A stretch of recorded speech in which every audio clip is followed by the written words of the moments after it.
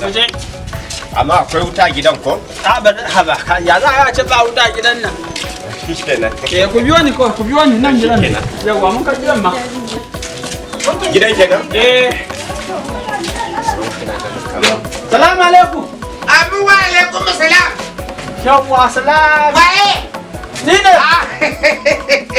Malam Silu. Ina kwana. Ya gari. Lafiya. Ya kokari. Lafiya.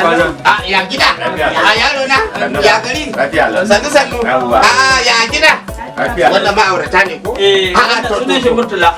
Malam Murtala. Ya zo wuri na ne yana neman gida. To. Sun zo neman gida? Kuma gida na sayarwa ko? Suna neman haya dakin zama. Ba ni na da daki. Shi ya sa na kawo su. Wannan dakin dama ni ba na son ba wanda bai aure ba. Shi ya sa na kawo su. Ba ka labari ba. Ko budurwa ko saurayi ba zan bayar ba. So nake ba ma'aurata. Tunda na ga wannan ƴaƴan abin za a ba su daki. Akwai daki. Amma wani hanzari ba gudu ba. Sana da PVC? Shi na ban tambaya ba. Kun zo da PVC? PVC? Kuna da PVC?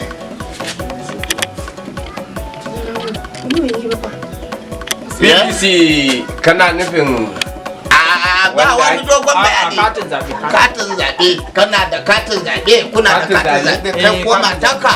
to kuma mai gida me ya haɗa katin zaɓe da gidan haya? Gidan haya. Ai muna son mu tabbatar kai na gari ne. Ai yalla bai. Wannan kasan mun riga mun wahala. Yaro ka ji ni. Kana da shi ko babu? Ina da sauran fushi baka ga mishi mai gidan nan na da sauran fushi ba. Yaro.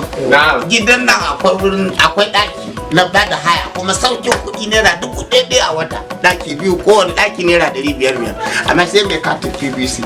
Idan baka da PVC katin zaɓe, wallahi ba zan baka daki ba.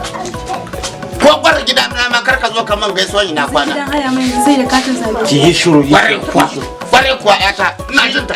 Shikenan abin a gidanka da aka fara ko? Yanzu ko ina ma ka shiga garin na ai dai da katin PVC. Ba gidan shi kadai bane. Ko ba gidan shi kadai ba. Ni ma din wanda suke haya gidana da sun zo wallahi da sun kawo katin zabe. Ba ta haka ba da ba sa gidan. Yaro barin ba ka ga cikin watannin nan da ake ciki kwanakin nan ana yin katin PVC.